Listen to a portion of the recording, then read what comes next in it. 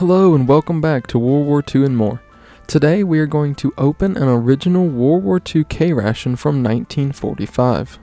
This K Ration that we're opening today is a late war produced supper morale version, which was a colorful designed box compared to the earlier war boxes. These outer boxes were first put into production in 1944.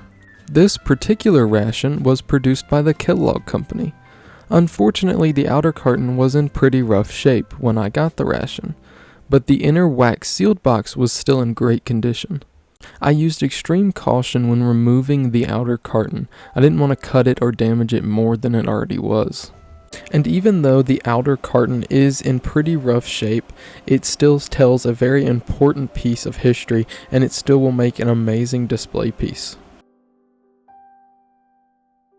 Here we can see the inner carton.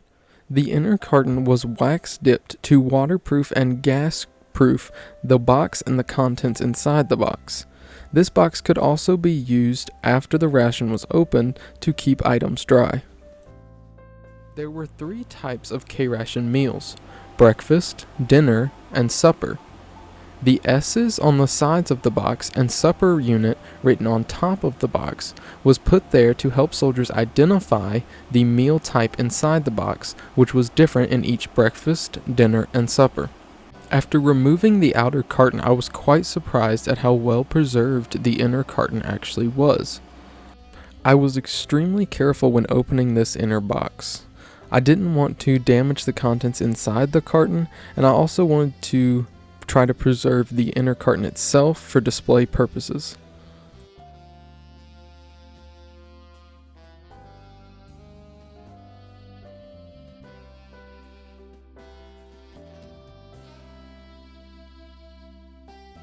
This is the first time the inside of this carton has been seen since the Second World War.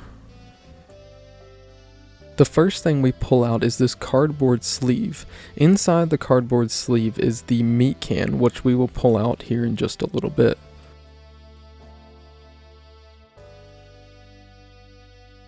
The next item we pull out is the Chesterfield cigarettes. These are an iconic brand of World War II cigarettes. These were sitting on top of the meat can, and on one side there is a little bit of rust residue, but the other side is in remarkable condition. Now we remove the bag with the rest of the contents in it. The rest of the contents were kept in a separate bag to keep them fresh and separated from your main course.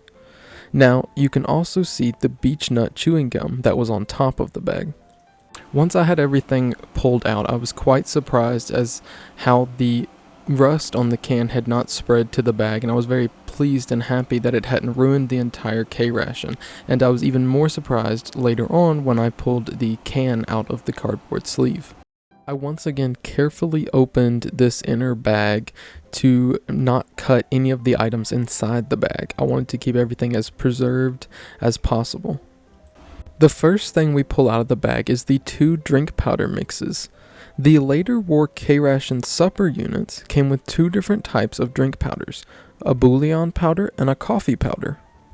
Next we pull out the 4 large square confection biscuits, a pack of vanilla caramels,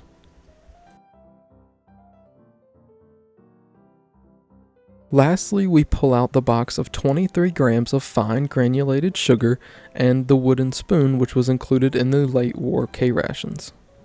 Here we can see all of the contents of the late war supper K Ration. Now 3 of these meals, a breakfast, dinner, and supper, only contained about 2,800 calories.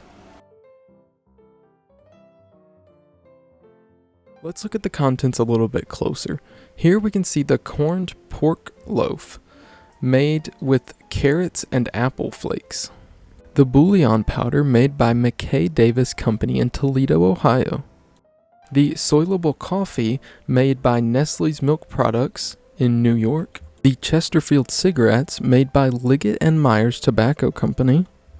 The beechnut peppermint chewing gum made by Beechnut Packaging Co. The 23 grams of fine granulated sugar packaged by the Patent Food Products in Chattanooga, Tennessee.